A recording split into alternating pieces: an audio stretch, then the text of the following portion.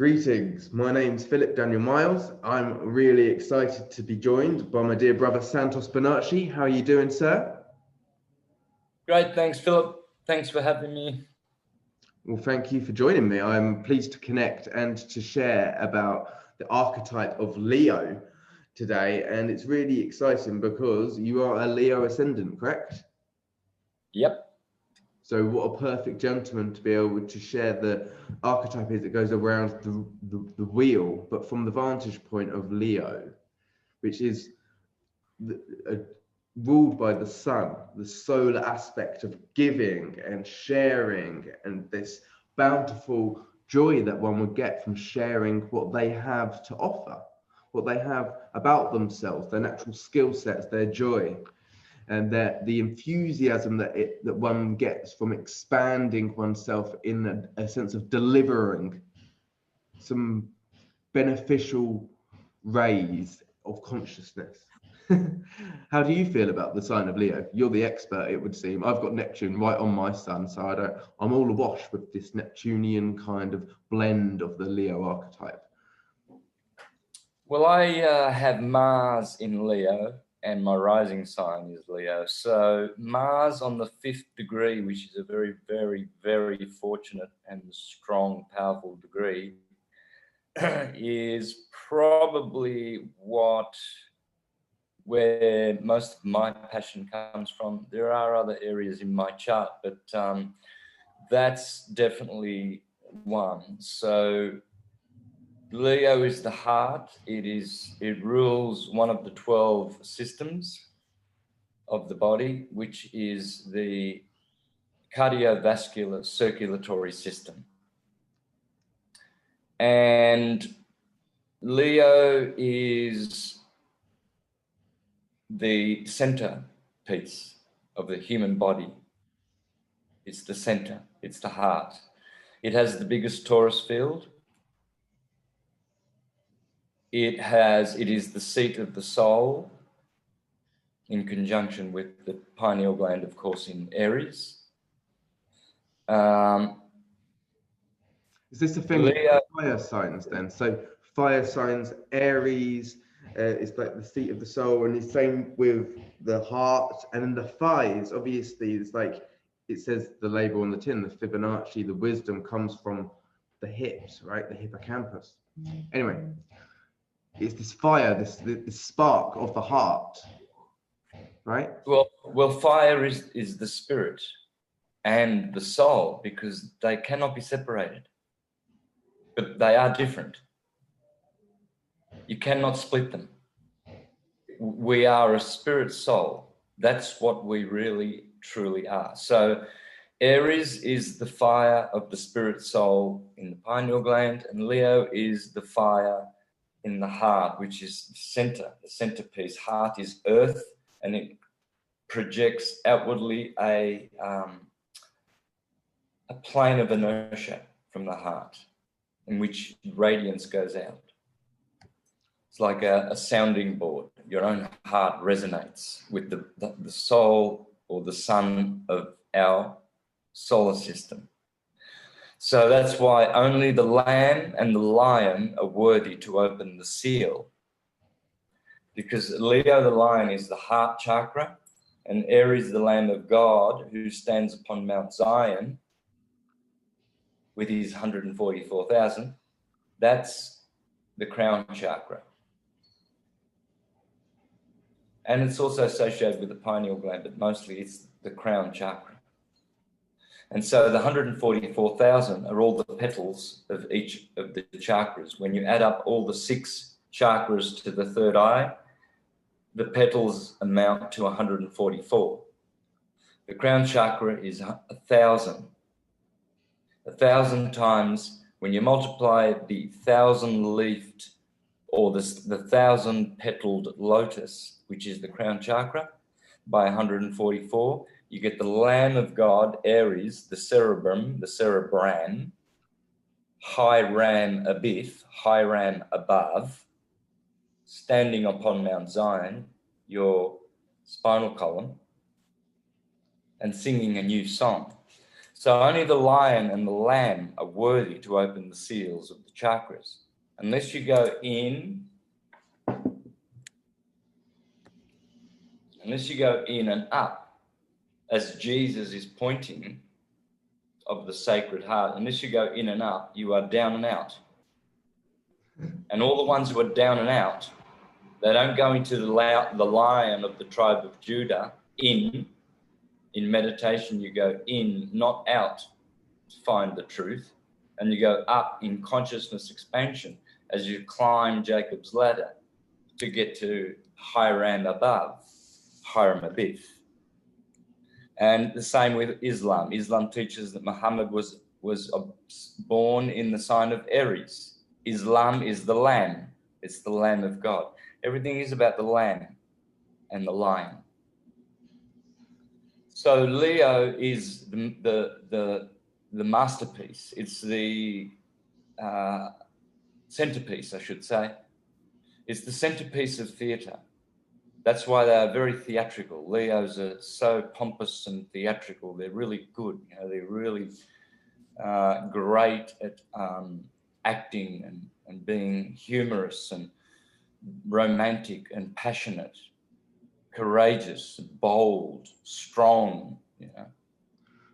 Would you say that they foster a lot of that which we can experience outside by bringing it in, and in that kind of processing of what might be sometimes unpleasant or a lot for the nervous system to deal with in this world that we live in, when we bring it within ourselves, then to create from that the art or our joy or the theatre or fantasia of dreams from our abilities and our skill sets, our creative passion. Yeah, well, their creativity is of a heart nature. It's felt in the heart. It's seated in the heart. So they have a lot of, I guess, dreams and aspirations, and very lucky, generally. People who are born under the sign of Leo are blessed. They have 5 points of essential dignity. Me, from Aries, this where the sun exalts, I get 4 points of essential dignity for an exaltation. But the domicile of the sun is Leo. So the sun is another way of saying the soul.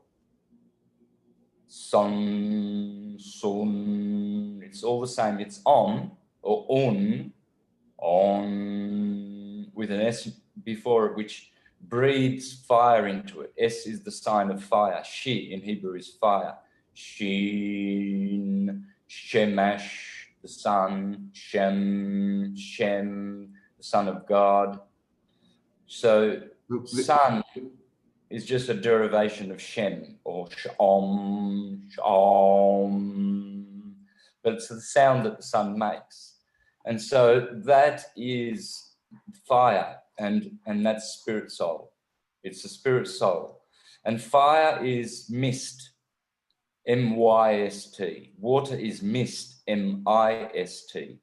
So to be a mystic is to be baptized in fire. If you're baptized in water in your church, that's what Plato called the false baptism, because it's of a psychic nature.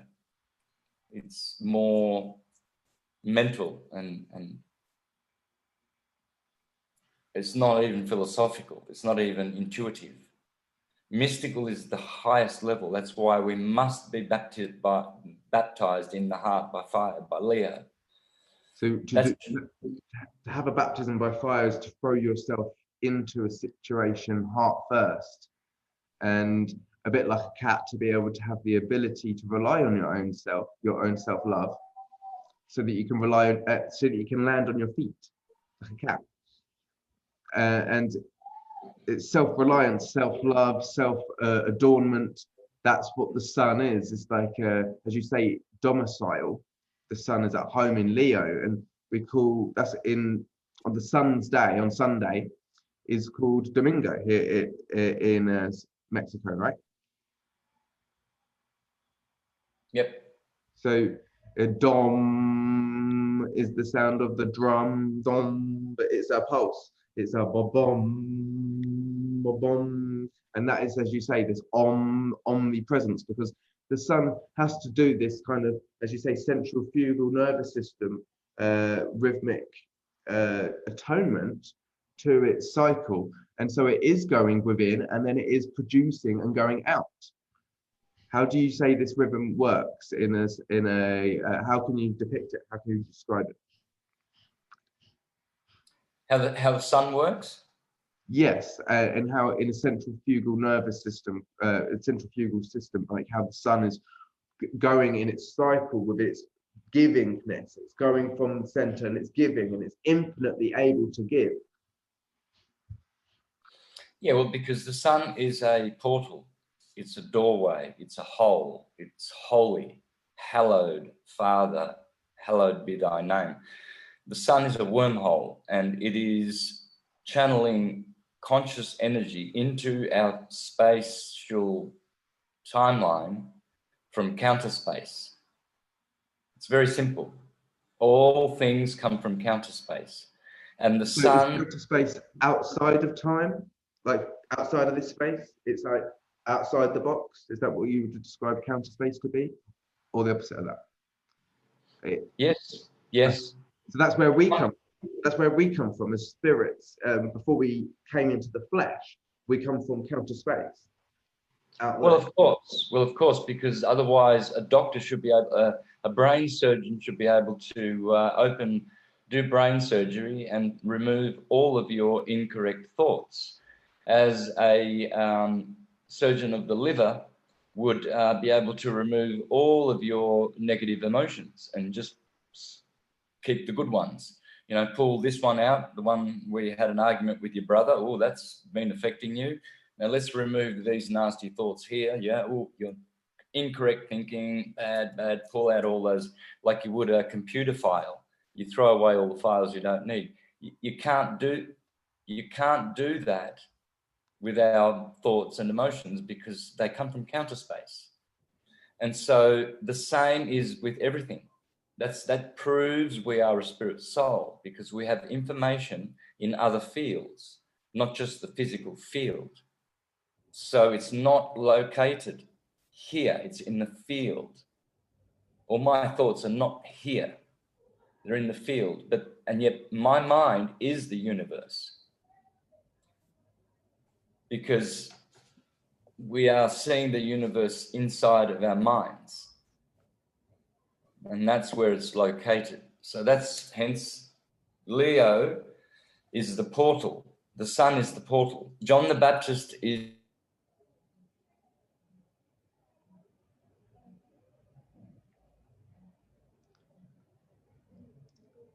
This is interesting, but I'm enjoying learning. The internet sometimes can go a little bit wah in Mexico, where Santos and I both are. But I have faith that this is will the one come back together.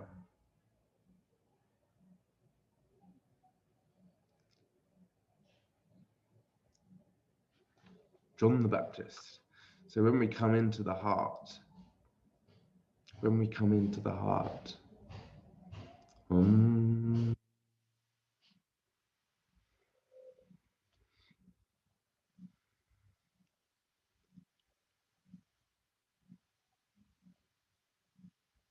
we get to create.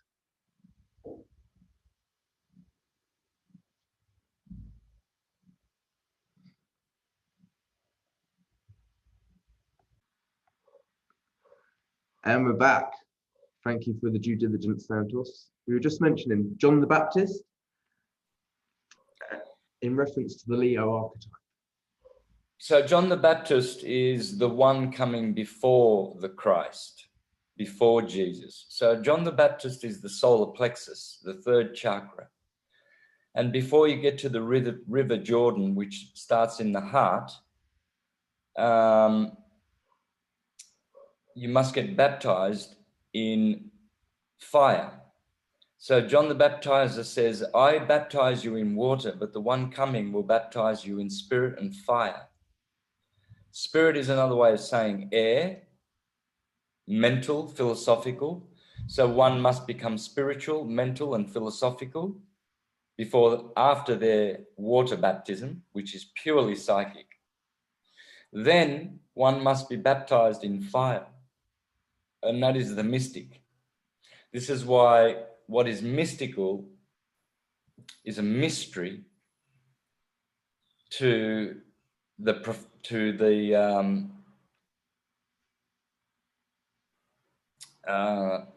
what's the word I'm trying to use here? To the profane. The profane are the ones who don't grasp these things. They don't care to either.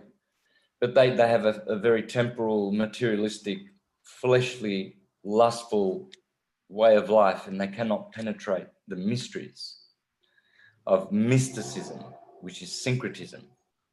And Leo is the appropriate sign. Leo is the sign of the age we are in. We are also in the age of Aquarius, but Leo is sharing that position, that the throne with Aquarius. It has to. It's the autumnal equinox. So Leo in the more mystical path is truly the age that we are in. And that is the age of transformation. And that would be the rune of, let's have a look at the rune of Leo. It has 2 runes. Well, the glyph of Leo looks like the wiggly tail, right? But it's actually the sperma, and the sun is the egg. Yes. And so you've got like the sperm and the egg, and that's because that is what comes down from the temple where Aries, the lamb, is born, and it comes down to the lion's den, if you will, the heart, where all of the theatrics are created. But it's actually the sperm and the egg which allows the chrism, the oil, to be all this enthusiasm, to be all this creative joy. That's actually what we produce when we go into the creative process. And great. To make love, to have the orgasm, it's got to be creative. It's not just a mechanical jolt, is it? It has to be a playful endeavor, sometimes a dramatic endeavor, but it's like it's that kind of curious cat-like play, isn't it? That is love making. Yes, it is. It is. That's why you have such words as in gross language of the world, we have things like sex kitten, pussy, the kitten, the cat. Cats actually are known to have a parasite which infests their owners, which makes them excessively sexual, like nymphomaniacs. So, yeah, I forget the name of it, and I don't care to go down that path right now, but I've looked into that, and cats have this parasite. So it's very, very dangerous for women to have parasites, because to have the cat's parasites, because it really, really plays worse on women. Well, it's particular, like it's funny in this particular hygiene-specific world where some people are enforcing these mask rules and such, and yet they're walking around with a dog, and yet they're wearing a mask. It's like you're walking around with a dog, like it's ridden with kind of different types of diseases and ailments, and it's all contaminating. But going back to cats, before you find this rune, and that is that actually also there is a chakra which is I think it's called Eilesha. I might be pronouncing that wrong, or like it's particularly about the feline. And if you've got placements within this neck chakra, which actually falls in sidereal, maybe in Cancer, but in Leo in their calendar, something like this, in the tropical, something like that. I'm not quite sure. Regardless, it actually makes the features of the female very cat-like, you know, eyes, and the male as well, and the lips. And so this is, and also their genitals. This is part of the archetype. It makes it more tight, like a tighter pussy. This is part of this particular nakshatra, and it makes the woman characteristic also much more like, you need to be a real man, like kind of characteristic. And yet the men like that. I like that. I like that. I'm attracted to that energy, but like of like fiery women in general, that kind of thing. But not like it's going to stab me, hopefully. You know what I mean? But like, and so I think it's Ashlesha, and this is a particular nakshatra. I know it was a really good documentary by fellow astrologer Claire Nakti, where she used archetypes or through movies and things like that to demonstrate how actors really bring out the characteristics. Anyway, so you were saying about I love how we on this channel talk about how the different zodiac wheels overlap, and so the runes overlap Leo as well. Is this what you've got to present to us? Yep, of course. So every sign has 2 runes, and Leo's runes are Hagalaz, the letter H, which is all about translation, the transformation, and the egg of life. So transformation is upon us in the age of Leo that we are in. And the other rune is Nauthiz, which is necessity, needs, friction, shadow, the shadow side. So, and it's Nauthiz looks like the cross. It looks like a cross with a slightly slanted horizontal part. So it goes like that, but it's just a T like that and a slanted cross through it. So it is the cross, it's the crucifixion. And Leo is the lion who seeks to devour you. So that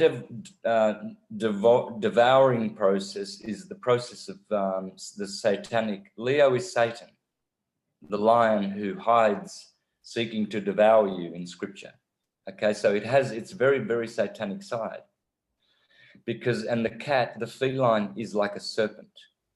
That their eyes are the same. They're the only animals that have the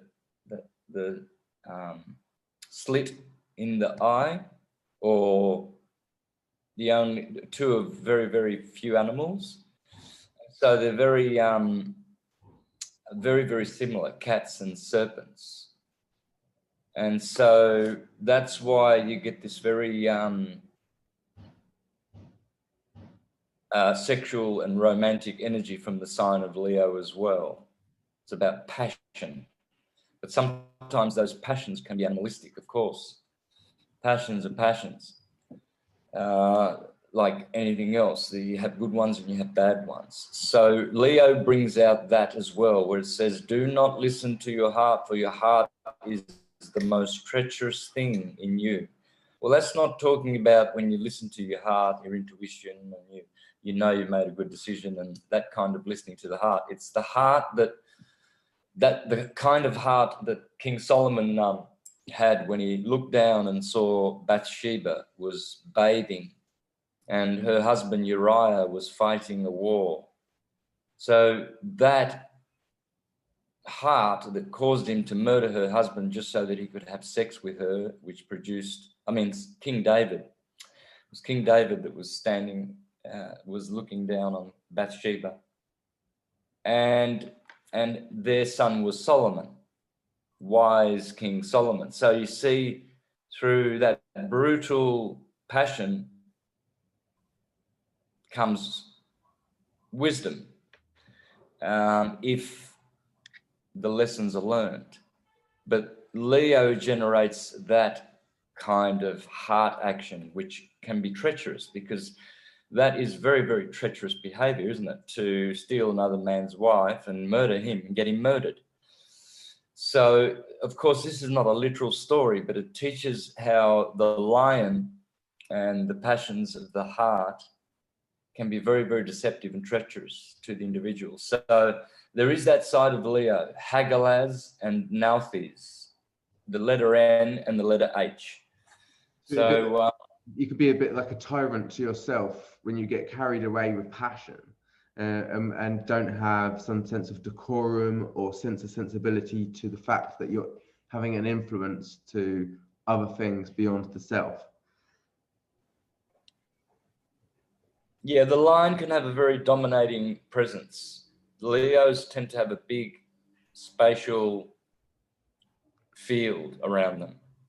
And so a lot of people don't like that. They get intimidated by Leos. They're too domineering. They're too powerful. It's funny, the word domineering, obviously we were talking about domicile, and like we can recognize it in many languages. Are you able to reel off any others at the top of your head, which maybe other descriptive words which we can use for the sun? Well, it also is happy and loves to be romantic. It has a beautiful side, Leo. It's so romantic. It's a spiritual sign. It's very spiritual. It's mystic, definitely. They have great intuition. They're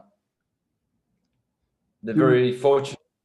You mentioned about tapping into the mystic and births of fire, and this happens later, and this is through the experience of life that we tap into the mystique of reality, and it is like initiation on another level. It happens at various different degrees, heart initiations. How would you describe these encounters? What's that? You broke up. Like, for instance, but I was agoraphobic for a couple of years, and the first time I heard the term of birth of fire, it was when the first day of school I rejoined at the age of 14 after not being at school. Bloody awful place, but it really helped to face the music, if you will, get back into the social world. Otherwise, I wouldn't probably be doing this with you now. But one of the first lessons was a drama class, and this woman was like, she was the teacher, she's like, wow, you're going to be the king. We're going to make you the king, and you're going to have to kiss the queen. I was like, goodness gracious, I hadn't even seen a female in years. But it was a birth of fire, she said, and I handled it quite well, apparently. And so that was an initiation, and I didn't know what birth of fire meant then, but that's when I learned it's like just like being dropped into a situation, and you've got to make it work. Yeah, baptism by fire. So it's the ultimate baptism. It's the ultimate level of consciousness that we are seeking to be a mystic. You see, that's why they tend to downgrade and depreciate this beautiful word when they say things like, oh, that's sounding very mystical, as though you're crazy. You know, oh, mystical gibberish. You hear often where they absolutely desecrate this word, mystical. There can be nothing, absolutely nothing not sacred about the word mystical. It's the ultimate baptism. And it's the baptism that one must have to be saved. And that must be by being and not by doing. And you can only be in being mode by being in your heart. You can't do it mentally. Being is a heart thing. That's why a lot of Leo people are not, a lot of people are not so fond of them, because they live by the heart. They're spontaneous, they're loyal, they're fun. They're just fun to be with. And people get jealous of their happy energy. It's very fortunate energy, but again, it also has that satanic side. So is that because they have to be self-delivering? They have to be selfish. They have to go for their own good graces. What they need. They have to give to themselves, which means that to others they can seem selfish or satanic or like an asshole because they're greedy or whatever, because they have to give to themselves, because they're always giving to others in a way that makes them fun, that makes them good to be around. So this is why it's the two sides of the coin, depending where you're sat, right? Yeah, the fire signs seem to have a certain magic about them. Aries, cardinal fire, that's where the sun exalts. Number 1, Leo, fixed fire, number 5. These are very fortunate numbers. Number 1 is number 1. It's indivisible, you know. So Arians, they know that. And Leo's are number 5. And 5 is just such a Venusian, sexy number. It has so many beautiful, beautiful blessings associated with it, and they know it. So Arians and Leos are probably the most antagonistic of the signs toward all the other signs, I would say. There would be more disliking of Arians and Leos of any other sign. So there are other signs that do create dislike for their certain fleshly habits, but Aries and Leos, they attract dislike more for their intuition and the fact that they feel lucky. You know, these are lucky numbers. They were born in lucky degrees along the ecliptic. I mean, to be born an Arian is a blessing because you have the sun exalted. It's great for intelligence, for intuition, for spirituality, for the highest level of cognizance you can possibly achieve. It's the Lamb of God, you know. That's why only the Lamb and the Lion are worthy to open the seals. So, Richard, what would you say the seals are? There's 7 chakras. There are 7 seals in Revelation. Right, okay. So I wanted to ask about, so we see that the sun grows from Capricorn to Cancer, and then it wanes in a sense. It grows less from Cancer back to Capricorn. What is said to be the process of this? Would you say it's a bit like the idea of someone giving and then going within to give back to themselves to process? Would you say that this is a bit like the breath, the cycle of all cycles, the same cycle which we're all doing in many different ways? How does the sun process this part of its world? Especially having, as you say, that it's got Scorpio at the bottom of its sky. It's like got the most fertile part of regeneration and creativity, sex, at the bottom, at the root, at the IC, if you will. Well, the sun creates the breath of life. It is atom, or atom, all is atom.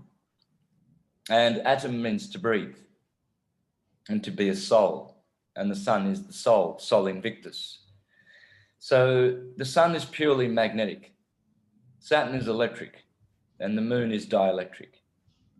So Saturn and the sun are responsible together for the electromagnetic universe. They are the twins. Saturn is the transverse wave. That's why he is the resistor, Satan, resisting the sun's longitudinal wave, magnetism. But together, they are the causation of the material world. And the moon is the third part of the trinity, black light, dielectricity. The sun is white light, magnetism, and Saturn is red and blue shift, electricity, the transverse wave, red shift, blue shift. So the three of them are in the monogram of the Jesuits, HIS, Horus, the sun, Isis, the moon, and Set, Saturn. Horus, Isis, and Osiris, or Saturn.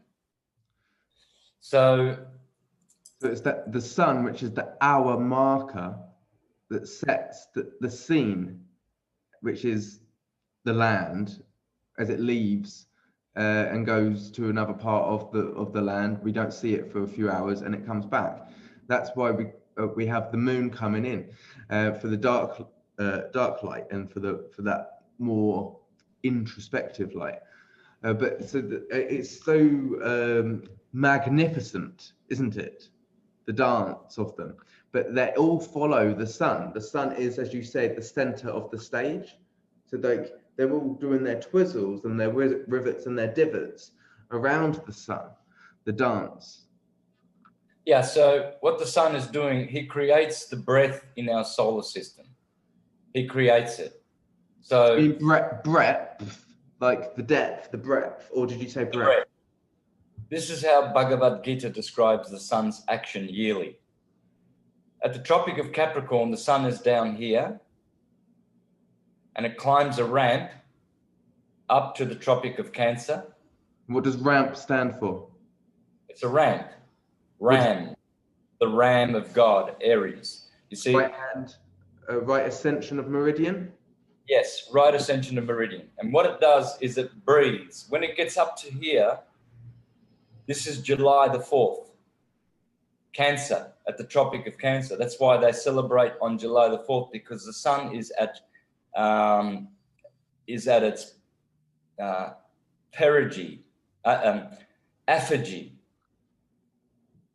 So the sun is the most furthest away from the Earth, the stationary horizontal planet Earth we live on. And then Bhagavad Gita says from the Tropic of Cancer on July the 4th, the sun then goes down to Capricorn. And on January 4th, the opposite, this is perihelion. The sun is closest to the Earth on January 4th. The sun is furthest from the Earth on July the 4th. And as it does that, it makes like a TP vortex, and it breathes in, blue shift, and it breathes out, radiation, red shift, gravitation, blue shift, left turning light, centripetal convergent, radiation, gravitation, radiation, red shift, right turning, divergent, centrifugal light. And so what is happening is the sun is creating this vortex, Tropic of Cancer, Tropic of Capricorn. And it's doing this as it goes around. So when it's down here, it's more slow than it is up there, because it's going to be having to go whoop, whoop, whoop, whoop, whoop, whoop, whoop, whoop, in Cancer time, but in Capricorn time, it's going a bigger diameter to the circle.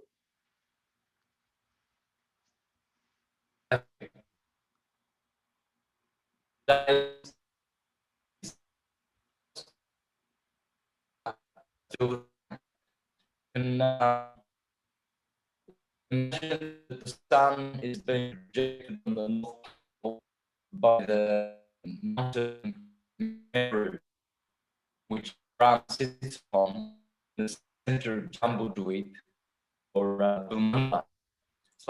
It's like a mandala. And so in the center, the sun is getting much, much faster, you see.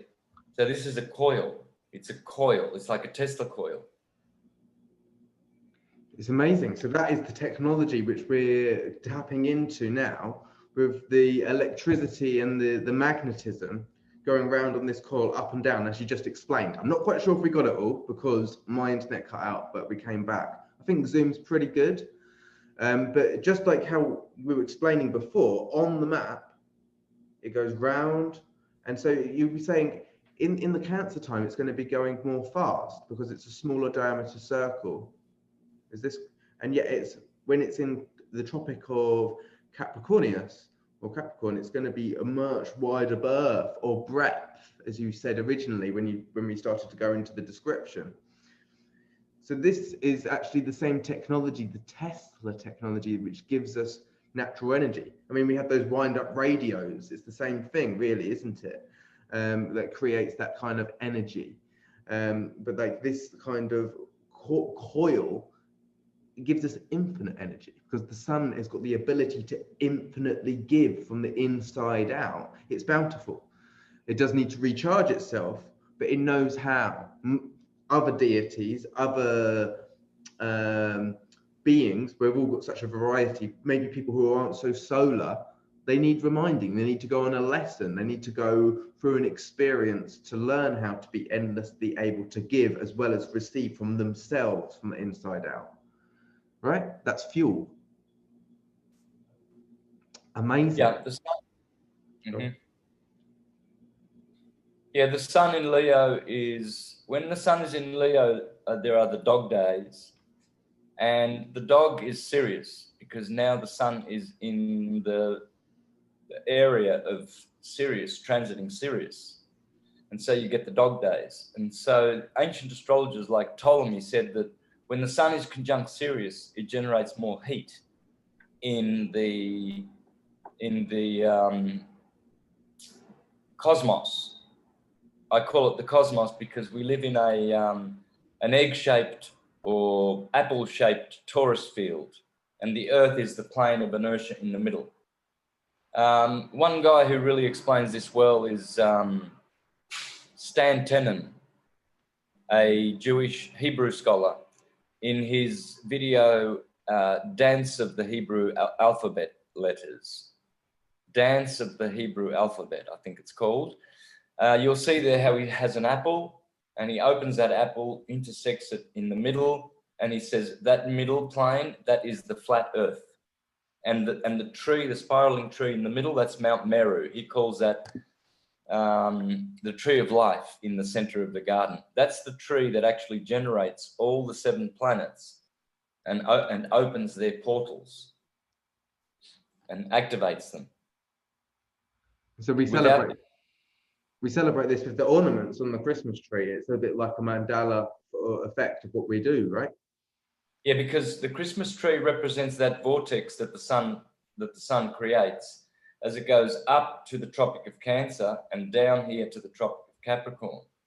So the Christmas tree, when you always celebrate Christmas when the sun is down here at the Tropic of Capricorn, and then the sun has to climb up this ramp, as it says in Bhagavad Gita, to the Tropic of Cancer, where Jerusalem is, on top of the mountain, on top of Mount Moriah, or Mount Zion, I should say.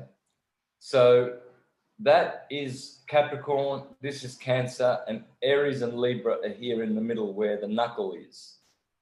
So you've got Cancer, Leo, Virgo, Libra, Scorpio, Sagittarius, Capricorn, Aquarius, Pisces, Aries, Taurus, Gemini, Cancer. And that's what the sun is doing, going up and down this ramp, making a coil, breathing. The sun, being Adam, the breathing one, is breathing like Brahma breathes out his creation, and he knows from the moment he breathes it out, everything he can see is going to happen. He sees it all, and he writes, it's all scripted, and then he writes his sacred scripture. So sacred script or sacred scripture is already the script that has been written for us. It's our destiny, it's our path. And Leo is the sign of this, awakening that and transforming. It's all about transformation and difficulties. So would you say like the scripture is a bit like we're just going, it's a bit like when you create a song and then you play it back. We're on tour of the script that we've written for all the highs, the lows, the harmonies, and all of this, the peaks and the troughs. We go through that journey, the script tour, or also tour. It's like an overture. It's like a harmony, a frequency, a ballad that we have the overture of as we go through our experience, the familiarity of recognizing ourselves within the movie. All of this experience to become conscious of the mystique. Yeah, well, that's what the sun is. The sun expands our consciousness because the sun is mind, the mind and imperator of the universe, according to Firmicus Maternus, the intellect of the universe. So it's the gold mine. It's the gold mine. It's mine and it's yours. It's both of ours to tap into. And it's the length and the breadth. This is what you do when you're swimming, right? You do breadth like that, right? And that's what gives us more traction, more pull, more maneuverability, the more breadth that we get. But obviously you need to contract as well, as you need to go through that cycle. It's like beneficial to have both the contraction and the breadth. Like when you're inhaling and exhaling, like the winter and the summer, it's a necessary component. Well, this is why the Tropic of Cancer is known as the gateway of men, and Capricorn, where Saturn rules, Cancer is ruled by the moon, is called the gateway of the gods. So souls come in through the moon and leave through Saturn's rings once they go through the portal of the sun. Then the next step is Saturn's rings. So you've got to escape time. So that breath, when the sun goes up to here, to the Tropic of Cancer, the moon now is prominent. She is in her power. And souls are coming in, they pour in. I was conceived in Cancer around about July 7th, because June 24th, because I was born on March 24th. So I would have been conceived in Cancer. It's quite appropriate. But even though you may be conceived in a different sign, it matters not, because the womb of the universe is the moon. She is the ovaries. And so souls must come in through that portal. They cannot enter unless they go through the last portal, which is the moon, to incarnate here on the earth. So that's it. Then the moon has played her part. Now comes the savior. Then the savior is the sun, because it's the wormhole out of here. And so that's the gold that we must buy in Revelation. Buy gold from me so you can become rich. Buy fine linen from me so you can cover your shameful nakedness. Buy salve from me so you can see. But the gold, as per Led Zeppelin's Stairway to Heaven, and she's buying a stairway to heaven, that gold is in fact the sun. The alchemist transmutes all of his lead into gold. So Leo is teaching about turning lead into gold, because the opposite sign, Aquarius, is ruled by Saturn, who rules lead and acidity, whereas the sun is alkalinity. So you have this war on the pH scale. You have red shift and blue shift. Satan is red and the sun is blue shift, alkalinity. So you start at blue, 1, and you go all through the middle, green to 7, and you go all this way to acidic, which is red. So alkaline is more magnetic and acid is more repulsive. It's more dielectric. Dielectric, yeah. Dielectric. I watched a really good video last night, and I only got a little bit of the way into it because it's 4 hours long, by Gigi Young. I don't know if you're familiar. She's been putting good content out for many years. But she was talking about how some souls are on the path of going down the ladder, and some souls are on the path of going up the ladder. So some are going more into the carnal, more into technology, more into flesh. And some are going more into the spirit. And that's very similar to what you just described with regards to those that are born in the Capricorn time, maybe, or those that have got more Capricornian energy. They're like of the gods, and then the ones more born in the Cancerian or have more Cancerian energy, maybe more born of the man, of the flesh. Is this what you were saying?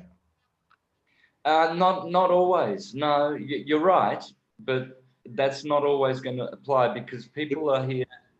People of both signs, Capricorn and Cancer, like any other sign, they are born under those stars depending on their evolution. Some people are not very evolved at all. So they're not going to. Yeah, it's not just like maybe where you're born in the year. It also will depend on the rest of your chart. Like you might like whether you're all at the top, all at the bottom, where depending on what your other placements are, for instance. So yes, that what you're meaning there. Obviously, it's not just to one size fits all.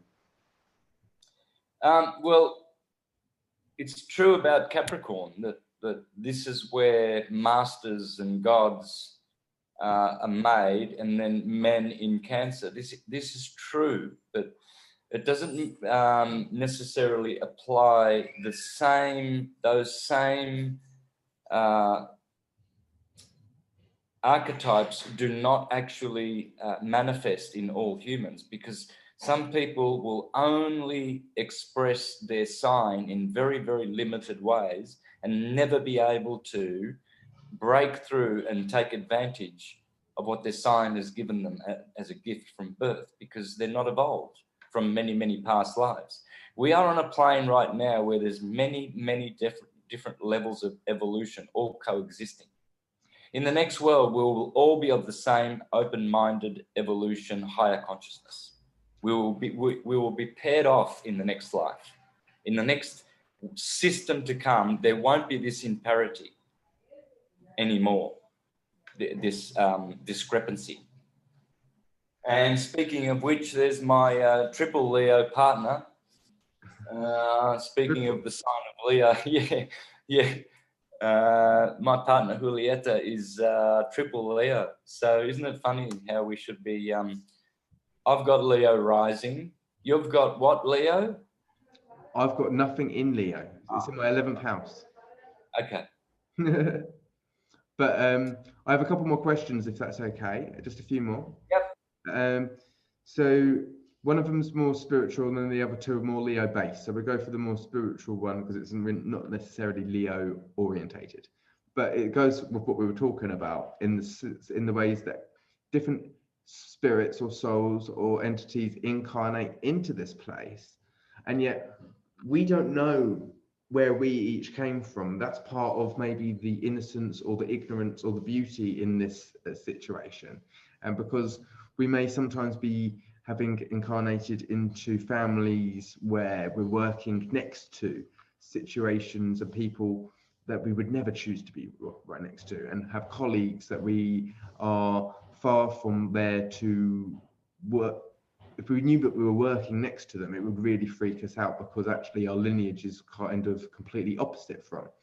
But the reason that we do it is so that through this masquerade ball of of Earth, through this hall of mirrors, we get the opportunity to gain so much more compassion and alignment for how we can learn so much without squabbling, without actually tearing each other down, even if we've got vast differences. There's more similarities of a common reward. So would you suggest that, actually, going back to the point I'm trying to make, that we all come from different parts of creation, different realities? It's just that we come into this matrix, into this earth, into this atmosphere, so that we can learn Christ consciousness. Yeah. So we're going through an age of disparity. That's the word I was looking for before. Imparity is totally not a word, but disparity. So this age is going to bring, I believe it's going to bring both, because for the people who are not awakened, it's going to be a rough ride for them if they're going to go to the place, the blessed place where everything is in parity. And we're all see, that's what a community means, to have things in common sense, common consciousness. But you see, that doesn't always transpire in communities. They break apart. There's different levels of people operating within them. They fight, they argue, they break up. And so in this world, in this age of Aquarius, there's going to be a lot of that mentally, but spiritually, there's going to be a lot of harmonizing. So on the mental plane, I think it's going to be very tough. And people who have not been baptized by fire yet, I don't know how they're going to cope in the age of Leo, because they're going to want their spiritual baptism. They want to at least have a spiritual level. Spiritual is not mystical. Spiritual is not where you want to be. You don't want to be proud of being spiritual. Oh, I'm a very spiritual person. No, you can only be proud when you reach the mystic level. And Leo teaches about that. It's all about initiation in the heart. What do you feel like now that the sun is 180 degrees across the way in the sign of Aquarius? This is like Samson in Delilah's territory, where Delilah cuts the rays of the sun, cuts the care, cuts the consciousness. And sometimes this can be beneficial, like when you preen a bush, and you cut away some of the dead ends, some of the split hairs, so then it can regrow bountifully and flesh out again with great fruits. What do you feel like that? And actually, if we adorn and apply that analogy for how, in a sense, we've had a lot of our freedoms taken away, we've had a lot of our new rules and regulations put into the collective society, and that is Aquarius territory. And now that the sun is there, it actually started last year, we've had a full loop of this stuff now, of the sun, a full cycle, and now it's come back and it's really being stamped in, and we're learning to cope in different ways. How do you feel that this process of the and the mythology that I just depicted of Delilah and Samson applies to our current situation as we build towards this Leo full moon? Yeah, it certainly is Delilah and Samson. It's also John the Baptist and Jesus, and Herod. Herod is the son, the hero, Herod. And so Aquarius is a man, John the Baptist. Aquarius is baptizing with water.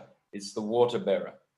And it's always in January. And January used to be known as January the Baptist. It used to be nicknamed the Baptist because Aquarius, which we are in right now, Aquarius bathes and purifies the sun. Then comes February, and that means to purify. Febur in Latin means to cleanse. So John the Baptist comes early along in the ecliptic after Capricorn when the sun is born on the 24th.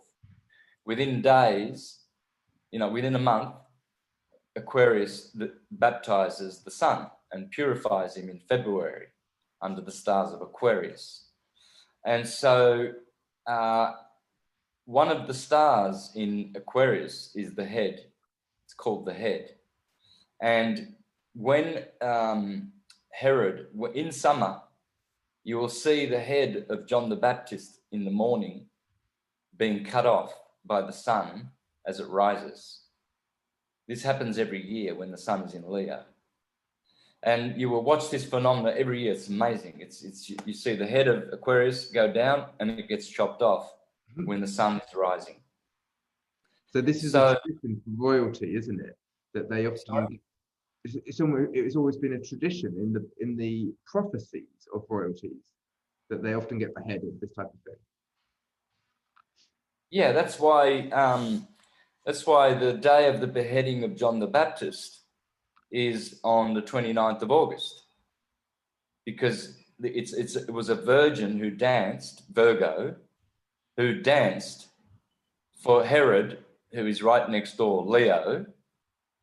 So Herod is Leo and Virgo is the virgin that dances for the sun, and John the Baptist gets betrayed and gets his head cut off because on the analemma, which is the path of the sun yearly, it's called the analemma. It's just a figure 8. It does that. And the bottom part is way bigger than the top part. That part is the head. When the sun comes down there, when it comes down that head like this, and it crosses in the middle of the figure 8, that's August the 29th every year. And that's called the beheading of John the Baptist. So that day, cross, August 29th. So X marks the spot. That should the heart center, you will, the center of the geographical plane. Yes, exactly. Goodness gracious, we're on it today. It's fun because we're doing this just the day after the Mars Uranus conjunction, and the Sun in Aquarius. It's this very sparky kind of energy, and that's what you do when you try and what they do with the accident and emergency. When your heart goes, they put the electric pads on you and jolts you back. Not necessarily sure if that's good, but it certainly does the job, doesn't it? Yes. It's a bit like that's the Aquarius energy, what happens to the Sun, rebooting it. Right, I think it's going to be really interesting. It's a right old play and drama. I love your enthusiasm for this knowledge, and I'm really grateful that we got the opportunity to reconnect. Greetings to your triple Leo partner. Would you be so magnificently charming, Santos, to grace us with some of your musical talents and play us just a song of your creative heart's joy and enthusiasm from the guitar, seeing as you're so gifted, and that's what the Leo energy is, so bold and courageous in sharing their wealth. I would love it if you would do that. All right, well, I'm going to have to move my position. I'll allow it. I'll accept it. I'm grateful. Thank you very much. And we I'm going to have to sit on my couch. I like your trousers. They're good. And as well. I imagine you're still there? Yeah, still here. We're very grateful. Thank you. So I imagine, I should be this way, that the Sun would make an A.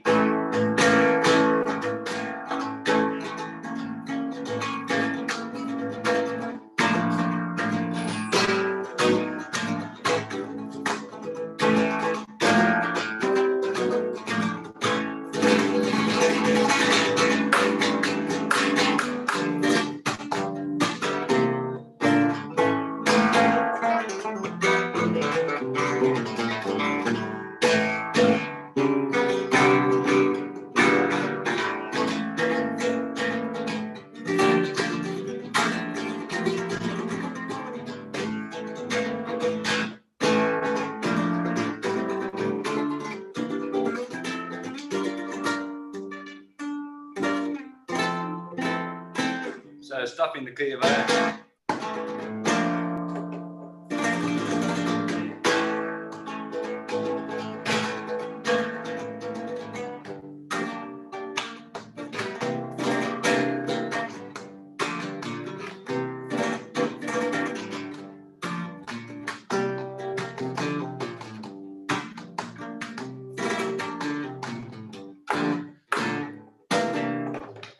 Wow, you're so twiddly.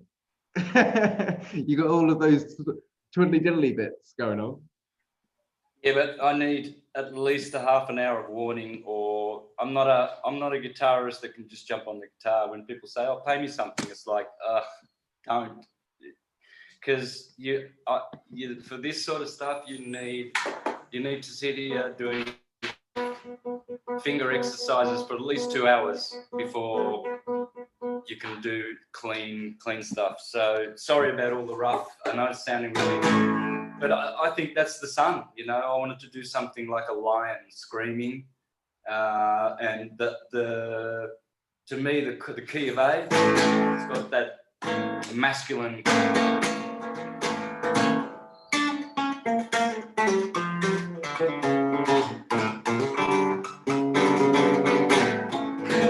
So that was very, very rough.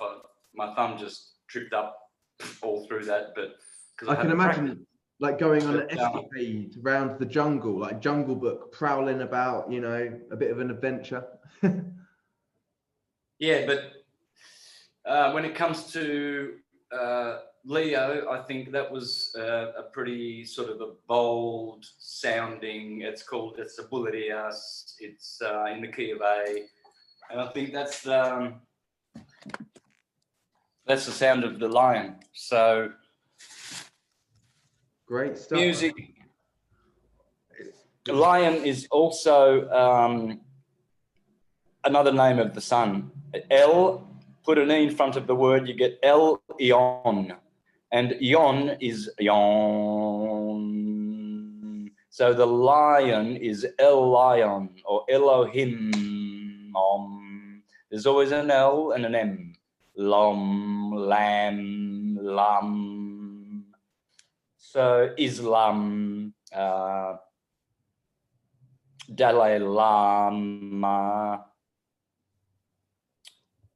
So why do you think that we have the word lie? Because, and to be in the light is to be in the illusion, but actually to be fully in the illusion, like the fool, like beaming is actually to be living a paradox. To be a star is to be a paradox because you're fully igniting yourself within an illusion. That's to be living a lie, to be living like a lion, to be in the heart, is to be basically fully within oneself and performing for the joy of it and just in that moment. That's purely being, right? Yeah, that's what Leo celebrates. Leo also celebrates recreation, entertainment, love affairs, romance, picnics, hobbies, daily routine, joy. Daily routine is really great for Leo because you've got Capricorn in the in the sixth house, which is rituals and routines, and Capricorn is time and structure. And so there's nothing more set, nothing more adept and perfect than the routine of the sun on its solar cycle, right? Yeah, the ecliptic. The ecliptic rules all. I'm just an ecliptic scientist. So I've just released the method and the model that I use. It's called the SAM Best Method. SAM, SAAM, is syncretism, syncretic, astrological, etymological model. And the method is Bonacci, ecliptic, sine wave, toroidal method. If you don't have that model and apply that teaching method, it's pointless. You're chasing after the wind. There's only one model. That's the astrological model. And it's etymological because there are only atoms. And once you know the ecliptic and the sine wave and the torus field, how it works, then you have the method for teaching everything. Everything comes from that root. So your heart is your core of the system, your corazon. And so, and son, interesting the word corazon, because core is your heart and son is sun. It's the son of God. Sonoluminescence or sound, sonic. The sun is sonic. That's why it's the sun, because it makes a sound, which is om. And so you have sonoluminescence, corazon. There's a resort down the road where I'm living here in Puerto Morelos, Quintana Roo, and it's called Corazol. Corazon. Corazol. The sun is the core, the corazon. And soul is the solo one in the heavens. So it's the soul fire. And actually, I was just mesmerized by listening to you. And when I described, like, when you're in the moment, like when you're performing, for instance, on stage, and you're in the moment, just like the fool, you are the whole cycle. You are the whole coronazon. You're the whole year. You're the anu. You're in the moment. And so you do what you said right at the beginning. You said the sun is a wormhole. The sun is a portal. So we become this individual, we become the one, but we become the zero, we become the loop. We go through the loop when we're in the moment performing, whether that's wandering on a beach that we've never been to before, or drawing and writing something that inspires us, or performing on the guitar like that. It doesn't even have to be in front of an audience. It's just when we find ourselves in the moment of the heart, that's a slipstream. That is actually a portal. That is actually time traveling. We're time travelers, and we go into that timeless moment with everything all just falls away. All the atmosphere falls away in a sense because you're being you to the fullest, right? Yep. sometimes that takes courage and self-love, because we have doubts about that. What if they throw eggs at me while I'm doing my thing? You know, what if they boo? What if someone says that I can't do it, or I'm not doing it as good as I could do? But that's just when we fall into doubt. When we let all that go, we are able to jump time. But if we actually feed into doubts or fear, if we feed into the atmosphere and believe that it's real, like the jeers from the audience and all of that which is around us, the heckles, that will shackle us and keep us stuck in time. That's what the devil card in the tarot deck's about in Capricorn, right? It will shackle us. And that's what different systems here are teaching us to not give two hoots about, right? Yep, exactly. That's what syncretism does. Well, thank you so much for sharing your wealth of wisdom and knowledge in a way that only a Leo can, even though you're an Aries as well, where your sun is exalted. I'm grateful for yourself of that which you've been sharing and continue to share. Maybe we can get you on board to do a Sam Best presentation at some point, but we'll organise that when possible, because I'm really excited. I think that will take a little bit longer, but we'll see you next month, hopefully, for the Virgo full moon period, to talk about the archetype of the Virgin. I'm really excited about that, if that's cool with you. For sure. What are you about to do? I know that you're in Mexico, same as me. You're about to go and get your lunch. I know that's what I'm going to do. Maybe there'll be some performers there. I know that you've been filming the performers there. Would you go and perform next to the people, or is that something that they should get you a proper venue and all queue up?